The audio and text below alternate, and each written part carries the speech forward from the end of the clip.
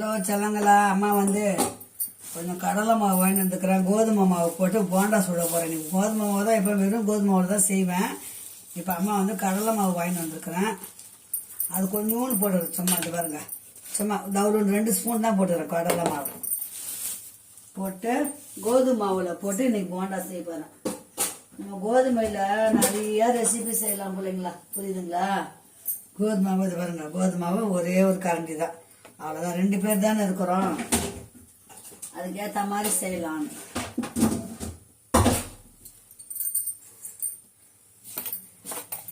இப்போ 2த்தையும் நல்லா கலக்கிக்கலாம். கடலை மாவு 1 ஸ்பூனு, கோதுமை மாவு 1 கரண்டி, சின்ன கரண்டியில். இப்போ அம்மா வந்து கடலை நான் ஊற்றிட்டேன். இப்போ ஒரு துண்டு இஞ்சியும், இந்த ஒரே ஒரு துண்டு இஞ்சியும் ரவியோண்டு சோம்பு இது பாருங்க போட்டு மிக்சியில் அந்த போண்டா திருவின்னு வந்துடலாம். திருவின்னு வந்துட்டோம்னா நம்ம வந்து போண்டா சுட்டுடலாம். 5 நிமிஷம் தான் செல்ல பிள்ளைங்க போண்டாலாம்.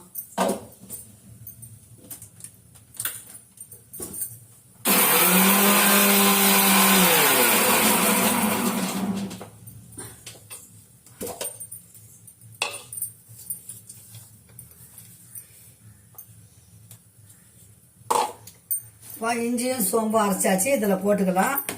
அப்புறம் அம்மா என்னென்ன போடுறோம், சிம்பிளாக தான் செய்வேன், ஆனால் நல்லா இருக்கும். நீங்களும் செஞ்சுருப்பீங்க, இருந்தாலும் அம்மா செய்கிற மெத்தடை பாருங்கள். இப்போ அதுக்கு இந்த பாருங்க, கொத்தமல்லி ஒரே ஒரு பச்சை மிளகா, ஒரு பச்சை மிளகா, ஒரு வெங்காயம், இந்த பாருங்க ஒரு வெங்காயம். நான் கையில் காட்டுறேன்னு நினைக்காதீங்க, எண்ணெய் சுடுது பக்கத்தில், அதனால தான் அம்மா வந்து இப்படியே காட்டுறேன்.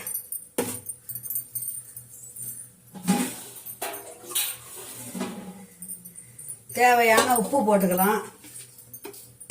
உங்களுக்கு கலராக வேணும் போண்டானா கலர் பொடி போடலாம். நான் கலர் போடலை இன்னைக்கு, எப்பவுமே சாதாவாக தான் செய்ய போகிறேன். ஃபுட் கலர் போட்டோம்னா அது கலராக இருக்கும் போண்டா. என்ன அதுக்கு கேசரி பவுடர் தான் பாருங்க. முதல்ல நல்லா இப்படி பிசைஞ்சுக்கணும். கடலை மாவும் அரிசி மாவு போடல இன்னைக்கு, கோதுமை மாவு போட்டுக்கிறேன். கொஞ்சமாக தண்ணி ஊற்றி கொஞ்சமாக தண்ணி ஊற்றி நம்ம இதை பிசைஞ்சுக்கலாம். 1 ஸ்பூன் தான் போட்டேன் கடலை மாவு, கோதுமை மாவு 1 கரண்டி போட்டேன். அதுவே இவ்வளோ மாவு. சரி, இப்போ பாருங்கள் பிள்ளைங்களா, மாவு பிசைஞ்சு வச்சிடலாம். உப்பு பார்த்தாங்க, உப்பு போட்டுக்கலாம். கொஞ்சம் மிளகாத்தூள் கூட போட்டுக்கலாம், நல்லா இருக்கும். மிளகாத்தூள் கொஞ்சம் போட்டோம்னா.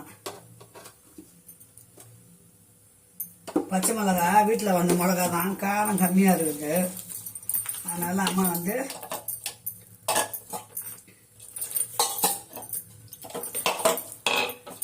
சட்னி அரைக்கணும். எண்ணெய் காஞ்சிது, டக்குன்னு ஆகிடும் வேலை.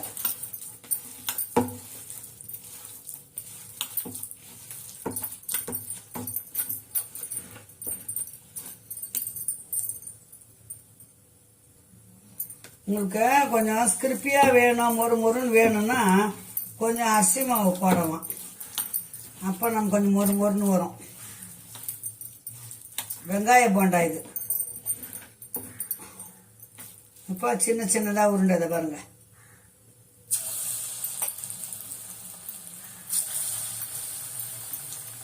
போண்டா சட்னி அரைக்க போகிறேன் அம்மா.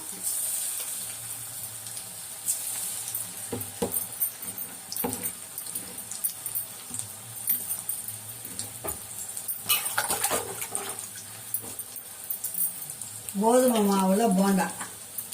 ஆனால் பசங்க ஸ்கூலுக்கு போகும்போது இதெல்லாம் செய்வேன்.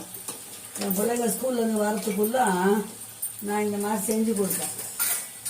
ரொம்ப நாள் ஆச்சு, ரொம்ப வருஷம் ஆச்சு செஞ்சு.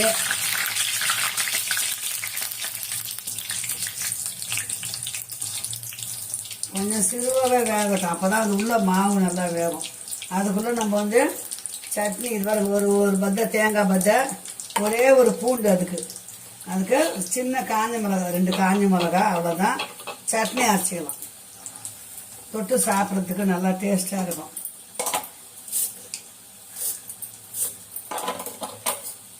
சட்னிக்கு கொஞ்சமாக அது பாருங்க கொத்தமல்லி போட்டுக்கிறோம். கொஞ்சம் கொத்தமல்லி சாப்பிட டேஸ்ட்டாக இருக்கும் கொத்தமல்லி போட்டோம்னா.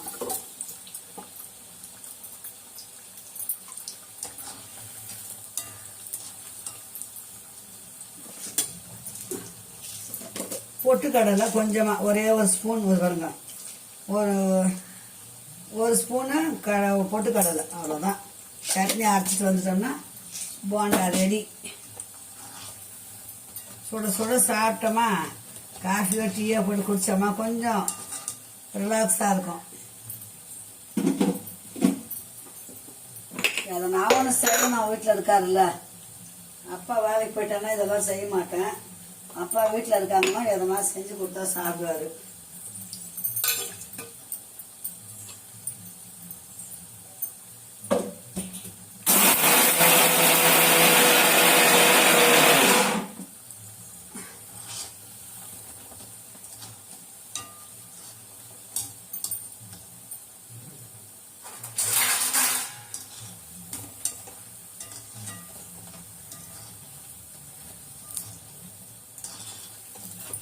நம்ம கேசரி பவுடர் போட்டோம்னா இந்த டீ கடை போண்டா மாதிரி வரும், புரியுதுங்களா? டீ கடையிலலாம் அப்படிதான் கலர் போட்டு தானே விற்கிறாங்க. நம்ம வீட்டில் சாப்பிட்றதுக்கு கலர் ரொம்ப யூஸ் பண்ணக்கூடாது. இதில் கொத்தமல்லிலாம் போட்டுக்கிறோம், நல்லா வாசனையாக இருக்கும். கம்ம சோம்பு போட்டுக்கிறோம், இஞ்சி போட்டுக்கிறோம், செம்ம டேஸ்டாகவும் இருக்கும் கோதுமை போண்டா. பாருங்கள், இப்போ வந்து அடுப்பை ஸ்பீடில் வச்சுக்கலாம்.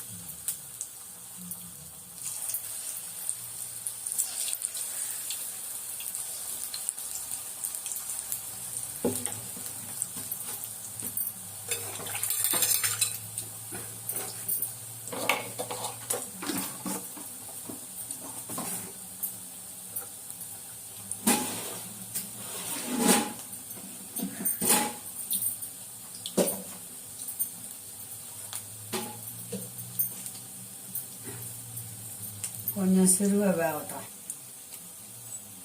இந்த போண்டா பாருங்க பிள்ளைங்களா, சுட சுட சும்மாவே சாப்பிட அவ்வளோ டேஸ்டா இருக்குது.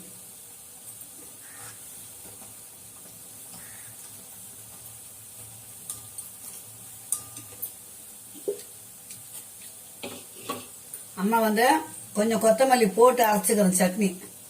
இந்த பாருங்க, கொத்தமல்லி போட்டு அரைச்சிக்கிறேன், நல்ல டேஸ்டா இருக்கும்.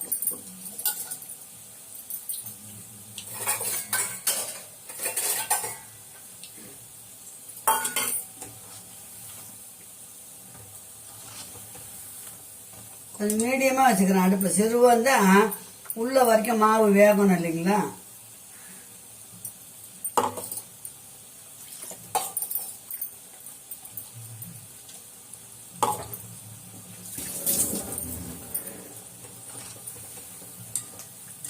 மென்று சாப்பிடும்போது அந்த கொத்தமல்லி இஞ்சி அந்த சோம்பு வாசனையோட நல்லா சூப்பராக இருக்குது. நான் ஒன்று சுடும்போது சாப்பிட்டேன், எவ்வளோ டேஸ்டாக இருக்குது.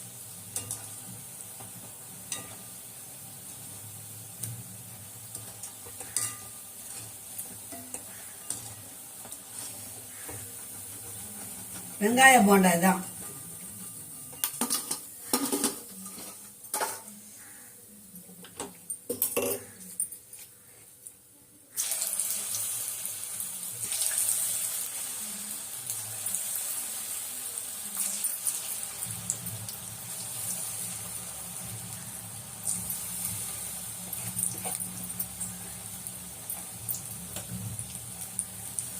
அவ்வளோதான் பிள்ளைங்களா. சும்மா ஒரு கரண்டி மாவுல குட்டி குட்டியா போட்டிருக்கிறேன். 10-15 போண்டா வந்துருக்குது.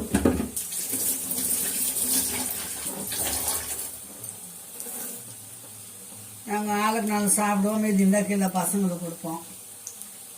டேஸ்டாக இருக்கும். ஆனால்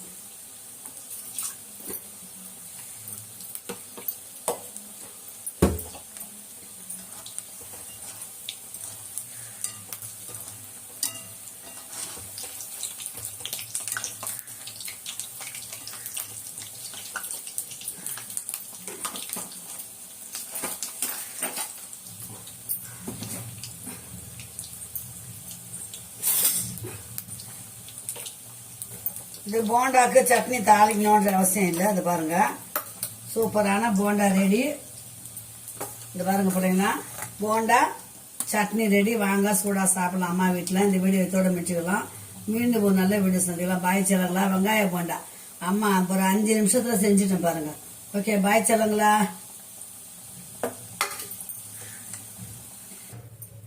வாங்க செல்லங்களா. இப்போதான் அம்மா அவங்ககிட்ட பேசிட்டு வந்த கொஞ்ச நேரத்துக்குலாம் இந்த பாருங்க போண்டா செஞ்சாச்சு. அம்மா அப்பா சாப்பிட போகிறோம்.